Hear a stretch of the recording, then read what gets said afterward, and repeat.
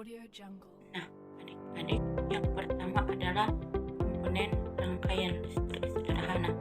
Ada baterai, kabel, dudukan lampu, kemudian ada saklar. Adapun fungsi dari komponen listrik ini yaitu pertama, fungsi baterai adalah sebagai sumber energi.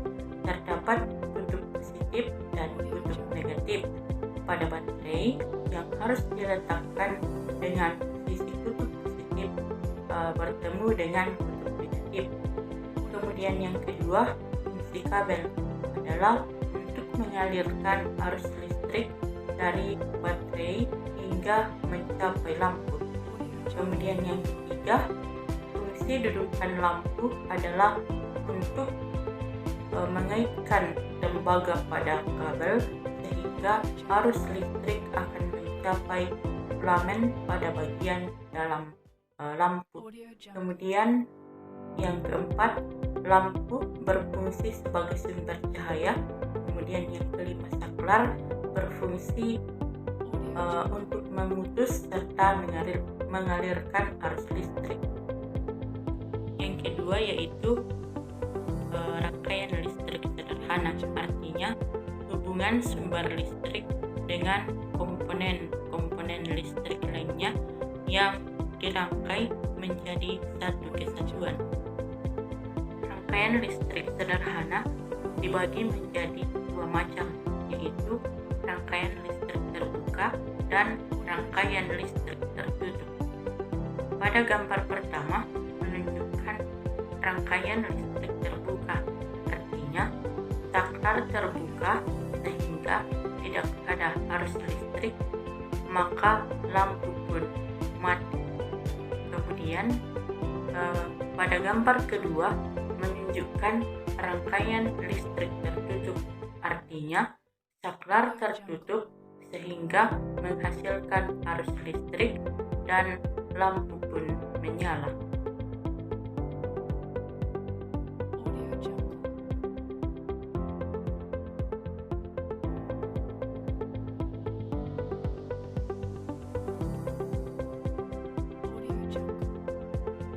Pertama, rangkaian seri. Rangkaian seri adalah rangkaian alat-alat listrik yang disusun berurut dan tanpa cabang. Selanjutnya, perhatikan gambar rangkaian seri di samping.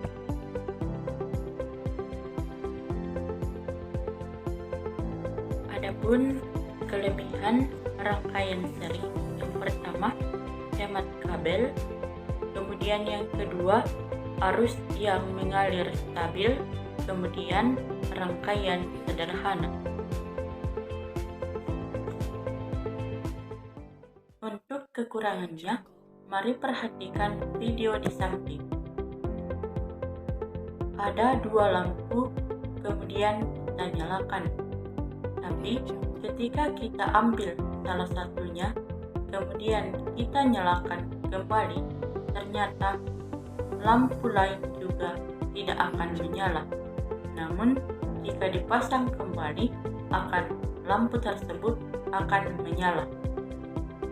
Jadi kesimpulannya, kekurangan dari rangkaian seri ini, yang pertama, lampu mati. Jika satu lampu mati, maka lampu yang lain pun ikut mati. Kemudian yang kedua, lampu lebih redup. Kemudian yang ketiga, sumber energi akan cepat habis.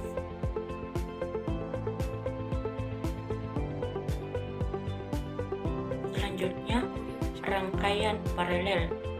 Rangkaian paralel adalah rangkaian alat-alat listrik yang dihubungkan secara sejajar dengan satu atau beberapa cabang. Perhatikan video rangkaian paralel di samping.